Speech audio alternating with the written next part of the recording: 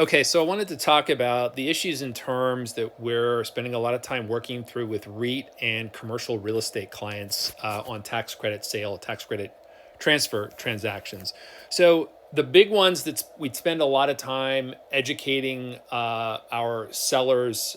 We work as a sell side advisor for tax credit sellers. We spend a lot of time with their corporate and tax and legal teams working through what the terms of the agreement are going to look like. Three elements we spend a lot of time talking about, I call them the big issues, are tax credit basis, indemnities around tax credit recapture, and then guarantors. So let's go through those briefly. In any transaction, we're going to have tax credit basis.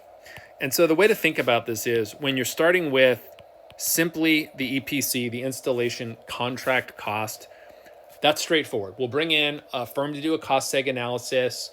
EPC costs are typically going to be very straightforward to include in basis, and the scope will call out items that may not be eligible. So for example, if there's significant re-roofing costs or if there's access roads for ground mounts, those are straightforward to carve out.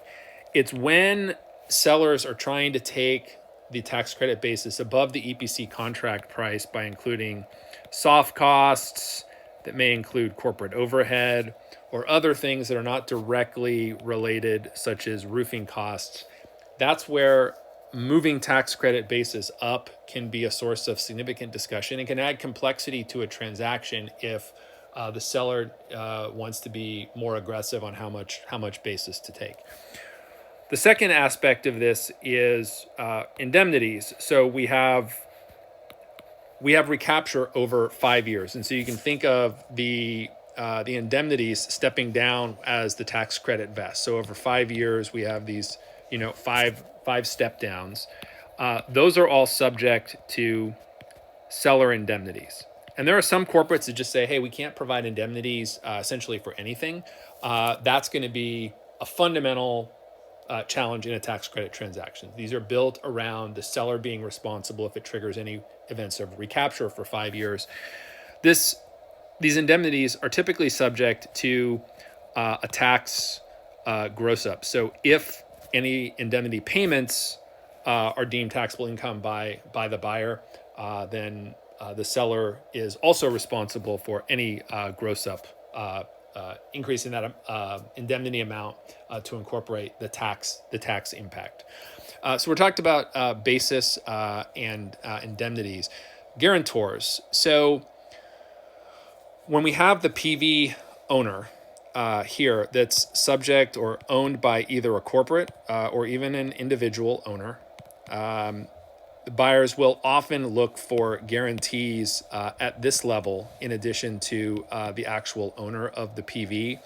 And in cases where there's a separate real estate entity that leases the land to the owner of the PV, we'll also be looking at typically guarantees from this entity. So while every situation is case specific and dependent on standard kind of credit underwriting, financial statements, and other aspects to understand the structure and the financials and the ownership, we highlight early on that if there are multiple entities involved, it will likely trigger the requirement for guarantors.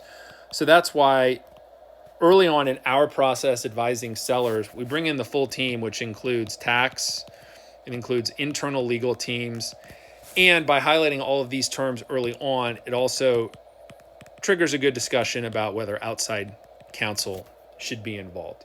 So if you're either a buyer of a solar project or a developer or contractor working with a customer in the pre-sale or in construction phases, or if you've already had projects placed in service, we've talked through the issues with basis, indemnities, and guarantors that come up.